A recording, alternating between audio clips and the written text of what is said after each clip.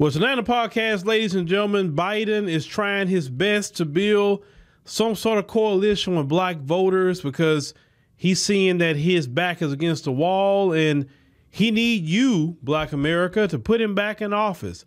So as you can see on the article, Biden will launch a coalition to shore up support with black voters at Girard College on Wednesday. This is coming from the Philadelphia Inquirer. All right, so let's get into this and highlight some things that we think is very important here. Now, I say the warning signs surrounding Biden's support with black voters have been flashing for months. I mean, it's been actually years, not just for months.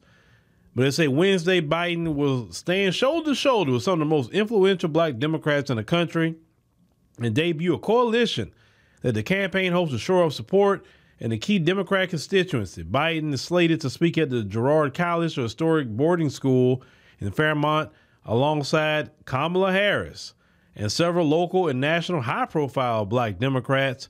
Sources familiar with the planning stated to the media. Now, who is these influential Democrats? Because there's none that I could say, yeah, if this person says something, it's going to galvanize black people to do something. There aren't any influential Democrats. Who are you talking about? It'll be Biden's third trip to Philadelphia and his sixth trip to Pennsylvania this year, continuing to defocus on a swing state where polling shows he narrowly trails former President Donald Trump. Now, I said the campaign did not provide details of Biden's plans for Wednesday, but the president is expected to visit in the afternoon. Now, I say he has highlighted how his administration has lowered prescription drug prices, invested in historically black colleges and universities, and was working to close the racial wealth gap and reduce disparity in employment for black Americans. There's a problem with that. The majority of black Americans, we're talking about definitely the young ones, they don't have a prescription drug issue. So only so many people go to HBCUs. Let's call it what it is. And what do you mean that you're working to close the racial wealth gap? What is your proof of that? Because a lot of black people right now having a hard time buying food, putting gas in the car. A lot of black people having trouble with rent. So what wealth gap are you closing, sir? Well, where? I mean, trust me, I would love to say he did that. Trust me, I would love it, but he did not. So stop going on a campaign trail lying to black Americans like what you've done, we literally see it. And I say the campaign also tried to contrast Biden with Trump and say who has a history of making, comments, and say the campaign launched a television ad last week that highlighted a decade-old clip of Trump calling for the death penalty in Central Park 5. It said a group of teenagers who were exonerated of the convictions related to the assault and violation of a white woman. It said a Biden campaign account, shared a video on X saying, "Let's remember Trump is a lifelong racist." Now, Trump did post an ad. Yes, he did. But why aren't we talking about the prosecutor, Linda Fairstein? She's the one that prosecuted the case. You got more smoke for Trump that posted an ad, which he had no political power at that time. But Linda Fairstein that put those young boys through all that. Nobody talks about Linda Fairstein at all. They say the Trump campaign countered by noting that Biden was the driving force behind the 1994 crime bill, which led to a sharp uptick in sentences and incarceration rates of black people, which is true. Trump's campaign and Republican groups backing him have also gone on the offensive, holding a rally in the Bronx last week, a heavily black and Latino borough, and running text message ad campaigns, they say, on black radio stations. Also, he's running ads in big cities like Philadelphia. Now, there's a brother who's a co-leader of an initiative to register 2024 black men to vote in Philadelphia, said he doesn't discount people's economic frustrations. He says, economy good. I'm not saying it is. Is inflation real? Of course it is. But nobody's reminding folks who Trump was when he was the president. Nobody freaking cares, sir. Nobody cares. I don't care about Trump's personality. If Trump can get those gas prices down, if Trump can get that inflation down, then, hey, it's all right with me. I don't care about that man's personality. And definitely most black men don't care about his personality because you know what? You work with a supervisor that talk crazy and all that mess at the job. Do you just quit your job because of it? And most of you out there who complain about Trump and his personality, you got people on your job right now you don't like. You got some people, a supervisor, somebody on your job who you feel is kind of racist. Have you quit your job? They said, man, look, as long as they don't say no N-word to me, or they don't get disrespectful out of pocket with me. I know they really don't like black people like that, but hey, I got to keep my job. And you know good and well, black folk, that's the way you operate on your job. You telling people to act a certain way politically, they're not even doing it on their own jobs. Come on now. What's going on with this economy is not about if I like him or not. It's about, hey, it's making it hard for our families. Biden, I'm sorry, he can't handle the economy. He had almost 4 years to do it, and it's horrible.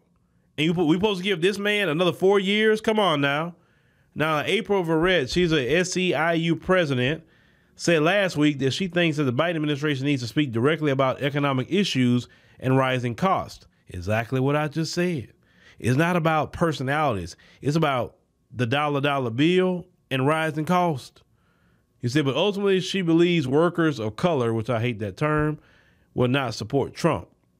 He said, I'm not opposed to, I don't have a magic wand or a magic 8-ball. He said, but I am a black woman in America, and I challenge anybody to convince me that black people and brown people are going to get up and vote in mass for a known racist, sexist, misogynist. Let me tell you something. You got bosses on your job that's racist, sexist, and misogynist. And you're behind the work every day. Please. Please. Okay? Now, you talking about quote unquote brown people. More brown people go vote for Trump than black people, I promise you that. Especially a lot of brown people that have businesses. And black people that got businesses too is going to vote for Trump. Biden is horrible in that area. Now, I said I believe the couch will win the black vote in the election. I've said that. I mean, I'm not silly. I understand.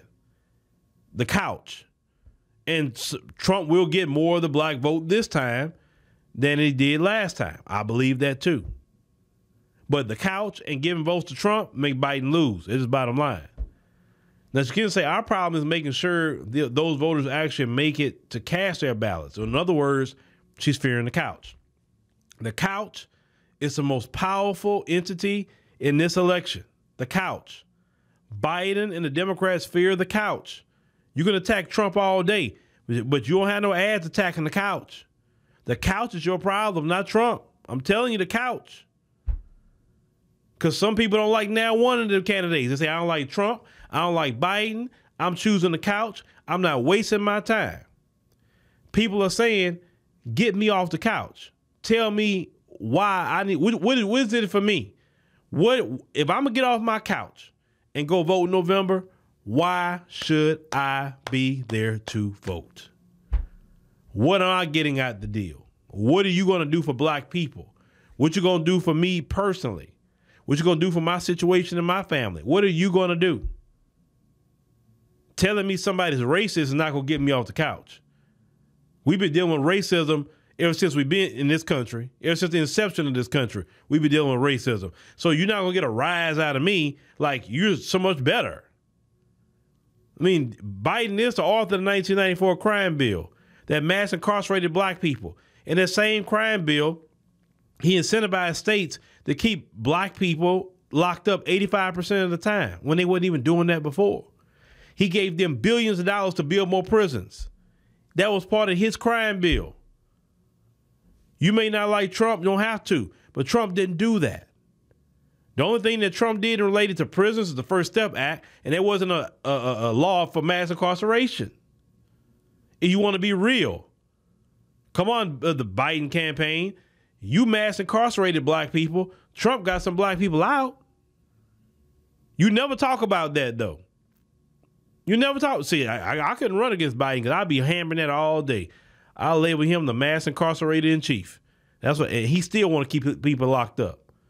Look at the situation with the PPP and all that. He extended the statute of limitations to lock people up with that. But look all the billions he giving to foreigners, and nobody's having no oversight, no federal prosecutors or nothing going to check all that money given to Ukraine to see if they spend it on the war. Yes, Zelensky, he's up here buying yachts and houses and all kind of stuff off our tax dollars, right? Where he getting the money from for all that when his country is supposed to end a war, right?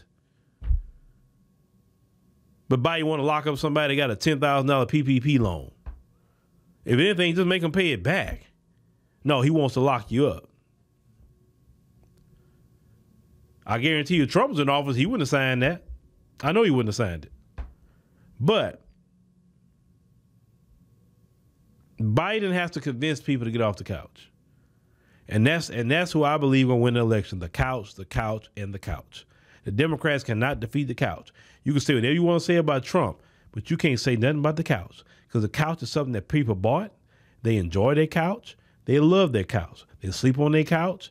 They watch Netflix on their couch. They do all kinds of things on the couch. You know what I'm saying? So how you gonna get them up off the couch? That's y'all biggest problem. How you gonna get people in their cars?